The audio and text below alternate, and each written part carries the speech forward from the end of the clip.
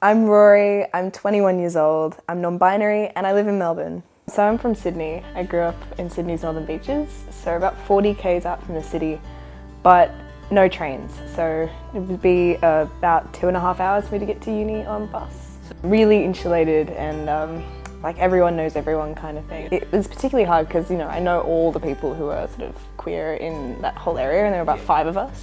Really hard as a young person, I think, to be able to do anything. So there's several reasons why Melbourne. I got an internship in Melbourne for this organisation that works with young people. And when I first got it, I was like, oh, why would I move to Melbourne? Sydney's so beautiful. I'd actually never been to Melbourne. I didn't know anyone in Melbourne. But then so I took a gap year and I travelled, and I think I just realised that I really wanted to keep travelling. I really wanted to go to uni somewhere different, explore a new place. So I thought, well, why not Melbourne? And I thought it was actually more affordable to live there. Transport's a lot better. So I applied to uni. I got in and then I moved here. I didn't know anyone in Melbourne at all. I stayed on a couch at a distant family friend for a week. I thought about student accommodation and living on campus, but I thought partially it's really expensive, but I also kind of wanted that freedom to be able to sort of have my own space and have my own timetable, that kind of thing. And so I didn't really plan it for moving to Melbourne. I know that sounds hilarious, but I thought, I'd stay at a family friend's place and then I'd sort of find my own apartment. And I did. I went to the uni and there was a big uni notice board and it had all these sort of offers of houses and sharing, and I thought that was really good because there are lots of students that, who are similar age to me and in similar positions to me. To me it was just so interesting how easy it was to find places. There are so many people that are looking to share. There are so many places in Melbourne as well that are really different. And of course, coming from a completely different city, I had no idea about all the cool suburbs.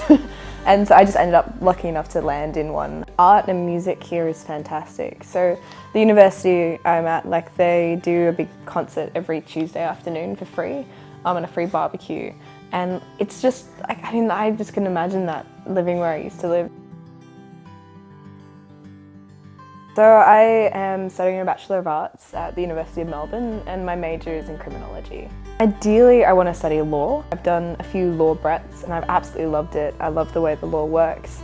And because I do a lot of work in activism and in community services, I can really see the need for law in a lot of places. I started hearing about this amazing organisation, -18, who do events for under 18s primarily and under 21s, basically creating a space for young LGBTI people to meet up, all social and dance events, and create resources for them. And when I first heard about it, I was like, oh my God, I would have loved that when I was younger. Oh my gosh, why isn't this, where I was from in Sydney?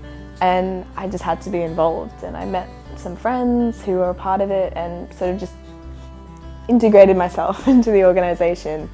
And through working with -18, I've just had a lot of opportunities to write articles, be in videos, and I guess meet more and more people who are involved in activism. Okay, so university was a really big deal for me in terms of being able to be myself. Honestly, it was such a positive thing because I was out as queer in Sydney, but I hadn't really been able to explore my gender identity. And suddenly being out of home and then being surrounded by people, particularly in the queer space and in a lot of the queer community, who identified as trans. And I remember in my first day, week, going to the queer space and someone asked me what pronouns I used. And I'd never had that question asked of me before. And I was like, oh my God, I can choose different pronouns. I can use a different name that I feel more comfortable with. Actually, that friend group and those people, they really helped to inspire me to really be able to express myself. They gave me the space to do that. My friends were a big part of me coming out as Rory and me cutting my hair and presenting in a way I felt more comfortable. I've found that a lot of people at university are really responsive. And I'll talk about being trans and they'll just sort of take it on board. No one really questions it, no one really asks me what that means. And most people are just really happy to learn, and it's like you're sharing something with them. So I've never had a negative reaction to coming out as well. Just have fun and think about what you want from your student experience. You know, if you want to really study, maybe living on campus is better for you. If you know, are really into art, there is definitely something for you. And I think what I found about Melbourne is there's such community feeling. I felt very welcomed into the city by almost everyone I've ever met. And there are so many communities within that community as well. So just think about what your passions are and just try and find those groups. They're on Facebook, they're at uni, they're everywhere. And as soon as you find that group, you just will feel like you belong. I feel like Melbourne's my home, and I never thought I'd feel that. And I really do. I'm really proud to live in Melbourne, and I'm really just so happy that I moved here.